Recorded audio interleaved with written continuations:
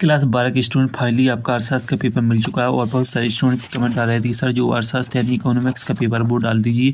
तो स्टूडेंट्स आपका जो अर्थशास्त्र का पेपर है, एक तो लाइक और शेयर ठोक दीजिए, महाकाल का दबा के लाइक और शेयर ठोक दीजिए। पूरा साल मेहनत करता हूँ आपके लिए बेटा, ऐसा नहीं चलेगा, ऐसा नहीं चलेगा। वो पूरा का पूरा हम आपको इस वीडियो में बताने वाले हैं और सॉल्यूशन भी हम आपको देने वाले हैं, साथ ही संपूर्ण क्वेश्चन शेयर करने वाले हैं। तो पहले तो आप वीडियो को लाइक कर दीजिए और जो स्टूडेंट चैनल पर नया है वो चैनल को सब्सक्राइब भी कर लीजिए, क्योंकि आपकी जो अर्धवार्षिक होने वाले संपूर्ण पेपर हैं वो आपको इसी चैनल पर प्रोवाइड किए जाएंगे। तो आप जल्दी से चैनल को सब्सक्राइब भी कर लीजिए और वीडियो को लाइक भी कर दीजिए। तो स्टूडेंट्स है जो आपका इकोनॉमिक्स का पेपर है वो पूरा का पूरा मिल चुका है और साथ ही आपको हम शेयर करने वाले हैं। तो जल्दी से वीडियो को लाइक करते जाइएगा।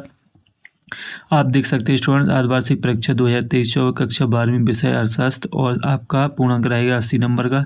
तो आपका 80 नंबर का पेपर आने वाला है और साथ ही स्टूडेंट जो आपका पहला क्वेश्चन रहेगा वो आपका रहेगा सही विकल्प, यानी सही विकल्प आपका पहला क्वेश्चन पेपर का फर्स्ट क्वेश्चन सही विकल्प रहेगा। तो आप देख लीजिए, सही विकल्प चुनकर लिखिए। पहला, उपभोक्ता व्यवहार का अध्ययन किया जाता है सूक्ष्म अर्थशास्त्र में, आय विश्लेषण में, समष्टि अर्थशास्त्र में उपयुक्त में से कोई नहीं। तो इसका जो सही आंसर है वो आपका सूक्ष्म अर्थशास्त्र हो जाएगा। तो जल्दी से याद करते जाइए क्योंकि आपके पास बहुत ही कम समय बचा है और साथ ही स्क्रीनशॉट लगाते जाइएगा ताकि आपको इसकी PDF भी मिल सके। इसके बाद है दूसरा, जब कुल उपयुक्तता अधिकतम होती है तब सीमांत उपयुक्तता क्या होती है? धनात्मक होती है, ऋणात्मक होती है, शून्य होती है, उपयुक्त सभी। तो इसमें आपका सही आंसर शून्य होती है हो जाएगा। जल्दी से स्क्रीनशॉट लगाते जाइए और याद भी करते जाइए क्योंकि आपके पास समय ज़्यादा बचा नहीं है। इसके बाद है तीसरा, उत्पादन के साधन है भूमि, श्रम, पूंजी, उपयुक्त सभी। तो इसमें आपका जो सही आंसर है उत्पादन के साधन, इसमें सही आंसर आपका भूमि हो जाएगा। उपयुक्त सभी आपका राइट आंसर रहेगा। इसके बाद है चौथा, ATM का पूर्ण रूप किया है automated teller machine, any time machine, all time machine, उपयुक्त सभी। तो इसमें आपका सही आंसर ऑटोमेटेड टेलर मशीन हो जाएगा। पांचवा है आपका भारत का केंद्रीय बैंक निम्नलिखित में से कौन सा है? RBI, PNB, SBI, UBI। तो इसमें आपका सही आंसर RBI हो जाएगा। इसके बाद है छठवां, अच्छा बजट माना जाता है संतुलित बजट, आर्थिक बजट, घाटे का बजट, आर्थिक बजट। तो इसमें आपका संतुलित बजट राइट आंसर रहेगा। तो इस तरीके से स्टूडेंट जो आपके सही विकल्प हैं वो आपके कंप्लीट हो जाते हैं और मुझे आशा कि आपको समझ में आ गए होंगे और आपने याद भी कर लिए होंगे। इसके बाद आपका रिक्त स्थान रहेगा आपका 6 नंबर के।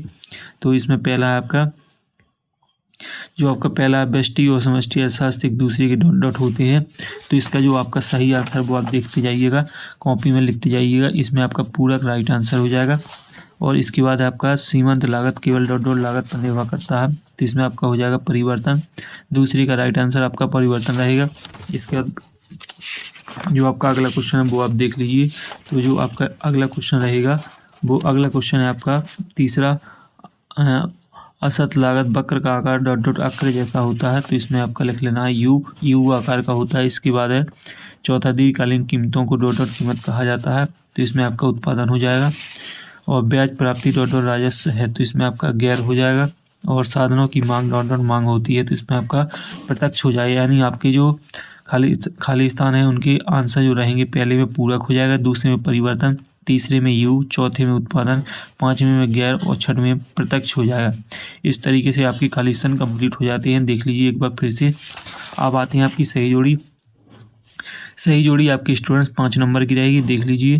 और इसमें आपका जो पहला ही सही जोड़ी है GST। तो इसमें आपका हो जाएगा वस्तु एवं सेवा कर। तो आपको GST की सही जोड़ी वस्तु एवं सेवा कर से मिला देना है। मुद्रा का प्राथमिक कार्य तो हो जाएगा मूल्य का हस्तांतरण। और रिजर्व बैंक की स्थापना तो 1935। सकल राष्ट्रीय उत्पाद, तो इसका सकल राष्ट्रीय उत्पाद का हो जाएगा आपका चौथा, एक प्रवाह व्यष्टि अर्थशास्त्र, इसका हो जाएगा एडम स्मिथ। तो इस तरीके से आपकी सही जोड़ी हो जाती है। एक बार फिर से देख लीजिए और अच्छे तरीके से याद कर लीजिए। इसके बाद आपका चौथा, एक शब्द एक वाक्य 5 नंबर के रहेंगे। एक शब्द एक वाक्य जिसमें पहला है माइक्रो शब्द किस है? अर्थशास्त्र से संबंधित है। तो इसका जो आपका सही आंसर है वो आप देख लीजिए, माइक्रो शब्द समष्टि अर्थशास्त्र से संबंधित है। तो इसमें आपको पहले में आपको समष्टि अर्थशास्त्र लिख लेना है। इसके बाद दूसरा, शाखा का निर्माण कौन करता है? तो शाखा का निर्माण बैंक करता है। और इसके बाद आपका तीसरा, किसने कहा पूर्ति की मांग को स्वयं जन्म देती है? तो इसमें JB शाह हो जाएगा। और इसके बाद चौथा, पूंजी की सीमांत दर किसके बराबर होती है? तो इसका सही आंसर जिस भी स्टूडेंट्स को पता हो कमेंट बॉक्स में लिखकर जरूर बताएं। इसके बाद चौथा, प्रति इकाई लागत को और किस नाम से जाना जाता है? तो प्रति इकाई लागत को औसत के नाम से भी जाना जाता है।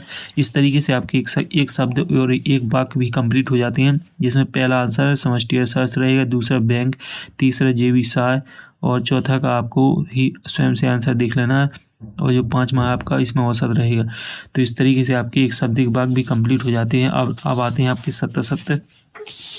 तो स्टूडेंट जो आपके सत्तर रहेंगे वो भी आप देख लीजिए, 6 नंबर के आपके सत्तर रहेंगे, और साथ ही सत्तर जो रहेंगे आपको अच्छे तरीके से आंसर आपको सत्तर का दे देना है, ताकि आपका जो सत्तर बहुत स्पष्ट तरीके से जा सके। जिसमें पहला समष्टि अर्थशास्त्र में व्यक्तिगत इकाइयों का अध्ययन किया जाता है, तो ये आपका 70 रहेगा। और इसके बाद सीमांत उपयुक्तता ऋणात्मक भी हो सकती है, तो ये आपका सही रहेगा, यानी सही कथन है।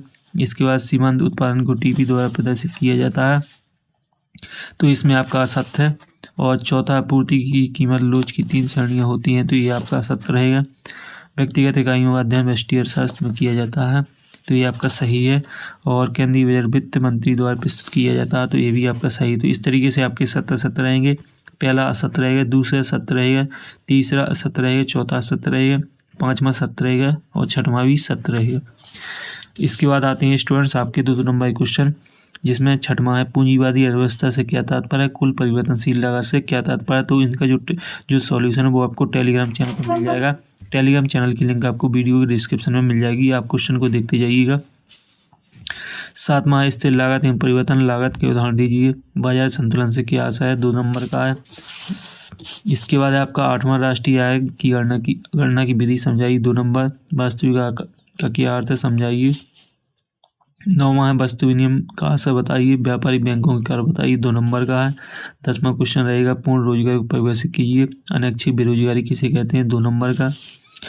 इसके बाद 11वां, समाजवादी अर्थव्यवस्था की विशेषता बताइए। व्यष्टि अर्थशास्त्र और समष्टि अर्थशास्त्र में अंतर, आपको केवल 2 ही अंतर लिखना है, यदि अंतर आप करते हैं, और विशेषताएं भी आपको 2 ही लिखनी है, क्योंकि आपका 2 नंबर क्वेश्चन है। 12वां, सीमांत उत्पादन क्या है? सीमांत लागत और औसत लागत में अंतर बताइए। 13वां, पूंजीवादी अर्थव्यवस्था की कोई 3 विशेषताएं। उपयोगिता की कोई 3 विशेषताएं लिखिए। और इसके बाद जो 14वां क्वेश्चन है, पूर्ति की लोच को प्रभावित करने वाले तत्व कौन से हैं? बाजार पूर्ति तालिका से क्या आशा है? 15वां, केंद्रीय बैंक की कार्य लिखिए। व्यापारिक बैंकों की कार्य बताइए। 16वां, सीमांत उपयोगिता से क्या आशा है? पूर्ति का नियम चित्र द्वारा समझाइए। 17वां, सीमांत उपयोगिता, कुल उपयोगिता और औसत उपयोगिता में संबंध बताइए। हासमान उपयोगिता नियम को चित्र द्वारा समझाइए। और इसके बाद स्टूडेंट्स आता है इसका, तो सरकारी बजट को प्रभावित करते हुए इसकी विशेषताओं का वर्णन कीजिए। जो 19वां है, जो आपका 19वां रहेगा, सरकारी बजट के विभिन्न प्रकारों को संक्षेप में समझाइए। 4 नंबर का क्वेश्चन रहेगा। और इसके बाद जो आपके और क्वेश्चन रह जाते हैं वो भी आप देख लें। 19वां का, अथवा मांग की कीमत लोच की विभिन्न श्रेणियों की व्याख्या कीजिए। 20वां, उत्पादन की संकल्पना को समझाइए। बजट के प्रमुख अंग लिखिए। तो इस तरीके से स्टूडेंट्स पूरा पेपर आपका कंप्लीट हो जाता है। और साथ ही जो आपके क्वेश्चन रहेंगे 6 से 20 तक, इनके सॉल्यूशन आपको टेलीग्राम चैनल पर मिल जाएंगे। एक बार आप फिर से देख लीजिए अच्छी तरीके से क्वेश्चन को, क्योंकि ये आपके लिए वेरी वेरी मोस्ट इम्पोर्टेंट रहने वाले हैं। तो स्टूडेंट्स, मुझे आशा है कि आपको वीडियो पसंद आया होगा। वीडियो पसंद आया तो वीडियो को लाइक जरूर कीजिएगा और चैनल को सब्सक्राइब भी कर लीजिए। तो अगली वीडियो में फिर मिलते हैं, तब तक के लिए आप सभी को जय हिंद।